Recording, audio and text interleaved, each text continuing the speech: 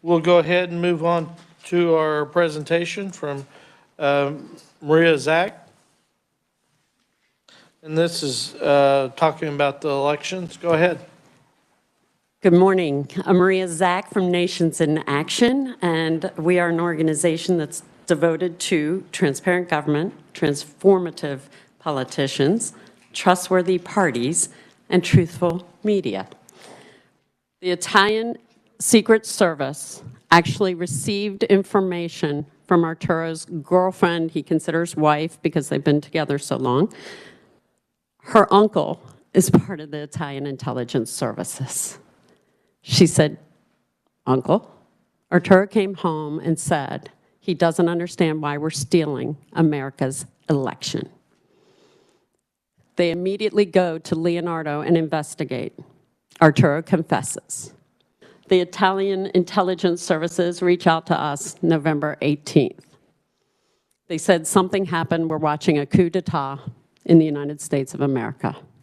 They were fearful of meeting with anyone. There were 2 affidavits that were delivered into Congress, and they were delivered from Italian citizens that contacted us. Intelligence agencies had been trying to reach out because their country had already fallen. And that is what is happening around the world. The intelligence agencies are watching corruption and China come in to their countries and buying off politicians and hiding things and using fraud to do amazing efforts to take over and own property and, in some instances, countries. So today I'm going to play for you an audio tape that should shock you all. It'll shock America. This is the first place I have chosen to testify in. I could have walked into any state. I know my way around. We've already proven my credentials. I know government affairs. I can walk in, and when I play this for you, and why Kansas? Because Kansas was a pro-Trump victor of electors. But I would argue you don't know. You do not know the real result of your election. You also probably have not been made aware of what was occurring in Italy. Leonardo, the defense contracting firm, had some strange occurrences happening with people coming in and out that the intelligence services witnessed, of people coming from Frankfurt into the Italian U.S. embassy in Rome on Via Veneto. This instance enabled individuals to come forward and supposedly, according to the Italian intelligence services, work with Leonardo to change the results of the United States election. But more frightening is that they claim there were 47 to 52 presidential elections around the world, and they now have telemetry experts, over 200, that speak foreign languages that are all different. So what you are dealing with is a very calculated attempt to take down presidencies and control countries. So this audio that I am about to play for you is from an individual who was a member of the CIA and the State Department. His name is Larry Johnson. Many of you may not know, but I am the person not only who hand-delivered that letter to Donald Trump on Christmas Eve in 2020, telling him who stole the election, where they stole it, and how they stole it. And my #1 goal was to bring back one of the people who was in the satellite center. His name was Arturo Delia. My goal was to rescue him and bring him over to America because he was willing to testify. There were people that would not assist, that I thought would assist, but what was most shocking was this voice recording that I will play now.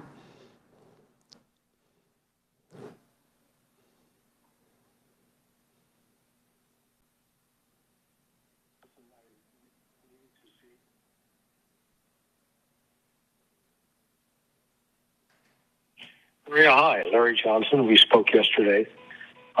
Listen, I needed to see if you would help us get in touch with the lawyer, because after you talked to him yesterday, he went missing.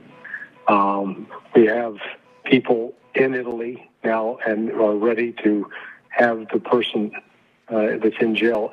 We've got a national security team that can extradite him and bring him back safely to the United States. So that's already lined up. There's no need for an airplane because the airplane is going to be provided, and witness protection provided. If you could call me at your convenience, 301-442-5957. That's our United States government, supposedly, national security, that are going to go rescue Arturo Delia. Anyone know about that? Probably not. Anyone? Because most Americans had this truth hidden from them, that there was an operation, supposedly, but the number one thing that they were looking for in the beginning of that message was where the lawyers were and the people who did the affidavits who were being hunted to be killed. These are brave people around the world that are trying to tell the truth and having great difficulty with the United States government apparatus. Telling the truth is not easy, and people are risking their lives. So that was the transcript. So you ask, okay, what proof is there? Well, I would definitely consider that, sir, Mr. Chairman and members. That is called proof. That needs an investigation. Where is our law enforcement? It should be at the local, state, and federal levels immediately to investigate Larry Johnson and the activities that he did in the United States during this whole event. You know, everyone says if you see something, say something, right? We're all supposed to see something, say something, and then what happens? You get blasted. We had patterns of illegal activity across the country. We had people not matching signatures on the ballots. We had witnesses galore filling out affidavits. I'm so proud of the team at Nations in Action because they filed many, many, many affidavits. They saw the computers actually online and there are photographs. So if anyone says the machines weren't online, that is false. So these witnesses that have come forward have also identified over 35,000 illegal cross-county voting just in Georgia alone, and that relates to President Trump's talk with Secretary of State Brad Raffensperger, where he was saying, I know that there are votes there that were illegally cast. He was right. He is actually vindicated in the proof today because the cross-reference with the state documents and the U.S. Postal Service feed shows that these people did not live where they actually voted. Those votes should have never been counted. Now we have illegal votes that are cast using fake residences and business addresses, photocopied identical ballots and stacks fed into tabulators, and many fake, unfolded, unmailed absentee ballots. Of the thousands of affidavits just filed in Georgia alone, would you like to know how many arrests were made? Zero. Zero. All those great citizens who we ask to do us a favor and help us do our right to vote, to go and volunteer to work polls, had no assistance at all in having a free and fair election, and they witnessed the failures of America. So now you should be asking me, who are the people in Italy, Maria? Who are they that actually coordinated and conspired? Because this is where we really break things down and show you the proof of what occurred. Stefano Serafini on your left is actually a member of our State Department who retired just days before the election. It is said that he, in an intercept, it was picked up that he was retiring so he wouldn't lose his pension should he be caught. He was coordinating with General Claudio Graziano. General Graziano is also at the time was the EU commander. And they were meeting across the street at the St. Regis Hotel. And it was with Ignazio Moncada, who is the CEO of Fatah, which is Fatah SPA, which is a subsidiary of Leonardo, one of the largest defense contracting firms in the world.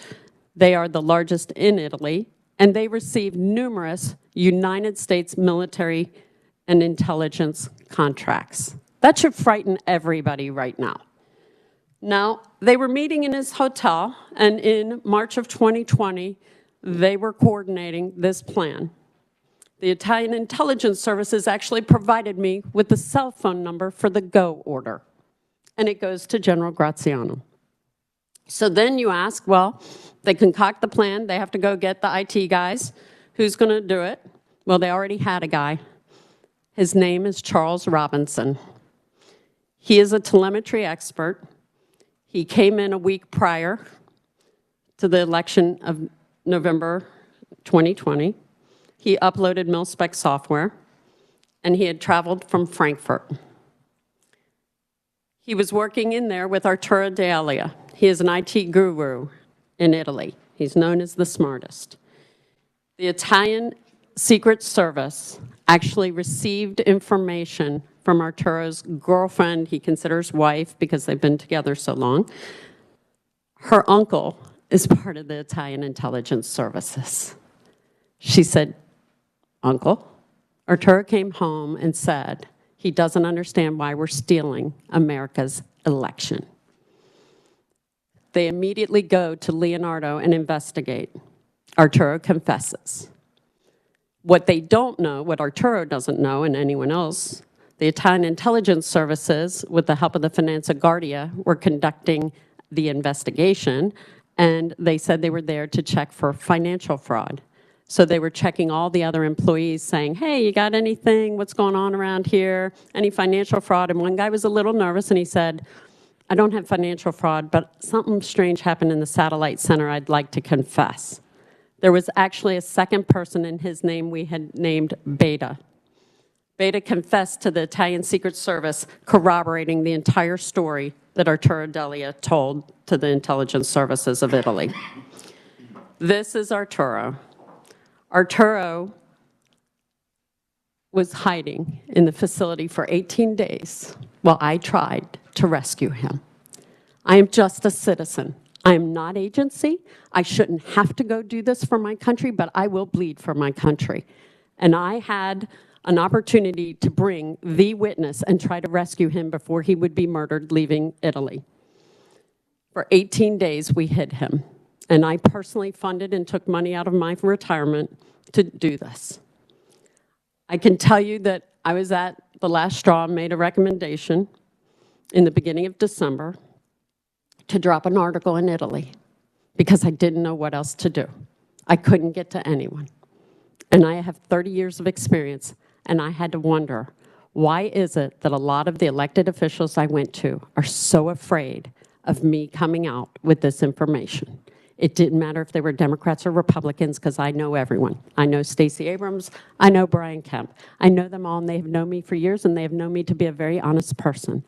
I will bleed for my country, and I will not cover for my party or any individual that I consider a friend because we are at war, and that is what America deserves. So I dropped the recommendation and strategy to drop the article in Italy. The day the article dropped, all hell broke loose in Italy. They immediately put out for the arrest of Arturo D'Elia, and they arrested and jailed him. They fired their head of cybersecurity for the country, and they fired the head of telecom for the country.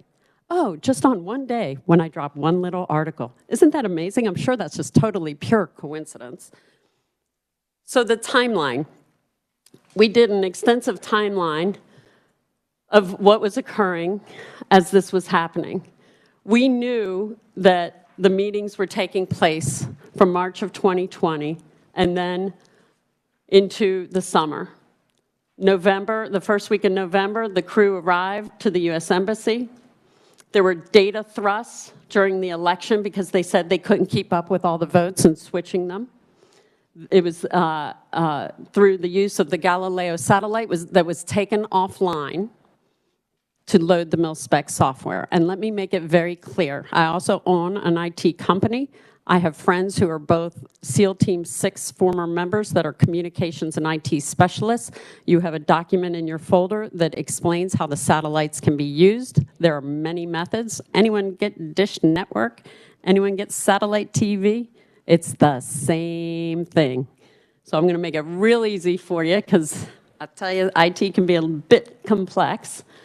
And so they loaded the software, they used it. Arturo goes home and tells his significant other. The Italian intelligence services reach out to us November 18th. They said something happened, we're watching a coup d'etat in the United States of America. They were fearful of meeting with anyone. The Italian government heads changed and did the arrests of the Sparkle Telecom and CERT.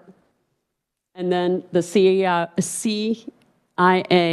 operatives fled immediately from the embassy. the same day as the article dropping. That is not coincidence. This is one of the gentlemen, if you notice the sneaker, same guy. That picture is from the United States Rome Embassy. Nobody can get that picture unless you're Italian Intelligence Services. The camera is super high up. It is a secured facility, secured item. They sent me that photo. They were sending me documents and sending me photos because they knew there was nobody in the United States Rome Embassy that they could trust. And that is a sad, sad, sad day for America to wake up to this reality. It is not partisan, I will remind everyone. This is a whole different operation and a whole different war we are fighting. These are the other operatives that were fleeing on that day. They told the ticket agent that they were returning back to Frankfurt, which confirmed everything. Leonardo actually had their facility, their secure facility for all of their cloud services in Frankfurt, and they recently moved it. But at the time, it was in Frankfurt. They're also looking at renaming Leonardo and breaking it into pieces as we speak. Sound familiar? Maybe something that used to be called Facebook? So then we have the gentleman in the center. There's a gentleman with a very large bicep. And you would say, why do we care about that gentleman's bicep? We care a lot about that gentleman because that gentleman is out of Canada. He is not an American, he is Canadian. These gentlemen, this one in particular, we received a tip immediately that this gentleman, Charles Robinson, had confessed to stealing races in Arizona as early 2000, including Janet Napolitano's race for governor. He returned back to Canada with a brand new sports car and confessed to a fellow coworker while he was working at one point for Dominion. Then he was not working for Dominion. Then he went back to Dominion, and then he left and was working for another company. This gentleman has an extraordinary large bicep. He's very well known by this source. This source worked with Canadian law enforcement, who seem to be a lot more willing than our federal agencies, and they started tracking the gentleman. The sources claim that this is the guy who is so brilliant as a telemetry expert that he was able to load the software and change the votes. He now has 3 women, and there are people hunting him because people have followed my work. And sadly, some of them have done things that are, in my opinion, treasonous. They have gone to Italy under the guise of collecting money to go do an investigation on Italy. And they've taken this information and gone and gotten massages, rented villas, and they've also gotten people inspired to go hunt this guy down, as well as Stefano Serafini from the U.S. Embassy. Serafini is still in Italy. He does not return to his McLean, Virginia home, because he knows there are Americans looking for him. In my opinion, that was very wrong to incite Americans to go after and hunt these people. But Americans are desperate for politicians and law enforcement to do something.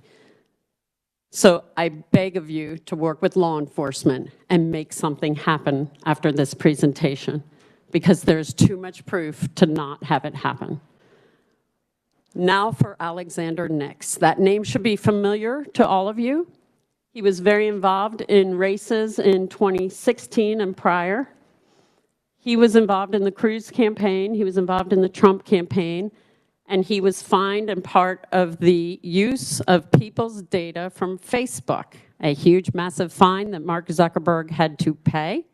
And I always found it odd. Why would Mark Zuckerberg be working with the IT guy from Cambridge Analytica out of London, and yet they're working to help Republicans? That doesn't seem to make sense because Mr. Zuckerberg seems to be on the other side. Well, the Italian intelligence services immediately started giving me downloads on all the people, including sending me their picture and phone numbers out of their phones, showing and verifying that they not only knew who they were, they had relationships. One person actually drove Alexander Nix to the CEO's office at Leonardo in Italy. Now, you must ask yourself, why would an IT guy who has a voter technology actually be going to a defense contracting firm in Italy? Doesn't make sense, does it? No, it doesn't. And so you have to ask, okay, so Alexander Nix, is he MI6 like the Italian intelligence services says? Was he in meetings in America with CISA, the security association that was ensuring our elections? I am told that he was actually given permission and attendance of our election integrity and security meetings in the United States federal government as late as October of 2020. And he is a British citizen. He is not American, and he ran an IT company as his cover called Cambridge Analytica, where there are movies by Brittany Kaiser and others, Chris Wiley, who are two very liberal Democrats who came out, they saw something and they said something. And these people know something is wrong, and they have written books, and I highly recommend reading those. So while this was going on, the Italian intelligence services started telling me how things were breaking down in Italy, and the Italian government was going to collapse. I am not one who's ever received an intelligence briefing in my life. I was a lobbyist, state lobbyist. You know many of people just like me. And so all of a sudden I'm being told that Joe Biden called Matteo Renzi, who was the former prime minister, prior to the collapse of the government, and he said, I need you to take down Giuseppe Conte as the prime minister. Within 3 weeks, Giuseppe Conte was down and Italy was in total chaos. That is proof that the intel intercepts that I was receiving were factual. Now, Conte was not real happy about going down, but he was given millions of dollars, we were told, in a California bank. These are banking issues as well. There were movements and pallets of cash, including the information that I supplied to Special Counsel John Durham. You are the first government agency that I am making this very clear to everyone. John Durham is in possession of documents from me that include the moving of pallets of cash by Barack Obama through the Dubai embassy. Our United States government CIA agent was present. $400 million were moved from there with the help of Italians, and the Finanza Guardia in Italy knows. And they supplied the names of the people in the room, and now we need you to get your United States senators and your congressional delegation, and I don't care what party they are, and they need to work together, because stealing from the American families in Kansas is wrong. And they stole $400 million and put it in the Merrill Lynch in Geneva, Switzerland. That is evidence that is sitting before us today. This story gets worse and more horrifying for the citizens of Kansas and America. So we knew that the plot was going to continue. They were going to try to kill Arturo Delia. We knew that they were chasing the Italians that were helping us. They have been threatened. They have been in car chases. They have had their cars roll over and people injured. And there have been many Italians who have been murdered. 5 government officials in March alone were murdered, including an ambassador. A brand new appointment to the cabinet was murdered the very day he was appointed. With that, Mr. Chairman, I yield the floor for questions. Okay, do we have questions? You give us a lot. It's awful hard to grasp everything, all you're saying, and a lot of it's very new for us. Yes, sir. Going to Italy and Leonardo, if I understanding what you're saying, is that satellite there could send the codes and they can affect and change elections, not only in the United States, but around the world. Did I understand that correctly? Yes, sir.